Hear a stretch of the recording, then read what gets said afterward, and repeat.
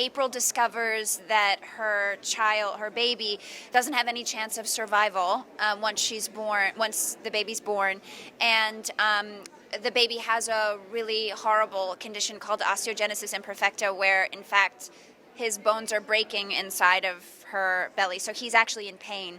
And so she has to make the heartbreaking decision of whether to deliver early so that he won't be in pain anymore, but that goes against everything she believes, or pray for a miracle. I was pregnant during the entire pregnancy of April, and we actually shot the scene where I delivered, gave birth, and the baby died in my arms, and then I went into premature labor 10 hours later.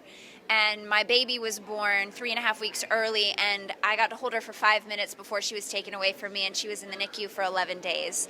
So that was really, really, really traumatic. But I will say there's something about having just played a story that was more traumatic than I knew that my baby was going to live.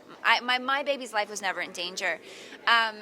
And so in some ways, playing that storyline prepared me emotionally to weather my own trauma, which wasn't nearly as heartbreaking and as bad as my fictional one.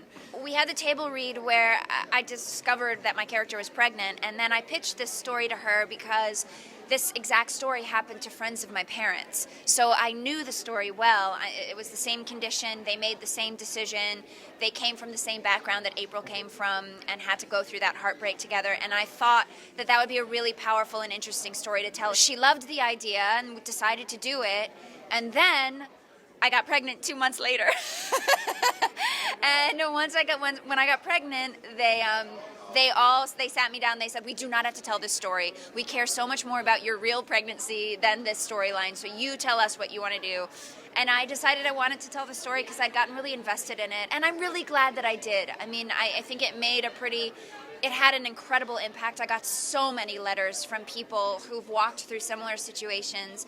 So many people have lost babies, before they're born, basically, and it's a secret thing. People don't talk about it very often, or they're not validated in their grief because they don't get to know the child enough, and this gave them an opportunity to have that grief validated and to be able to grieve with the story, and I'm so honored that I got to tell it.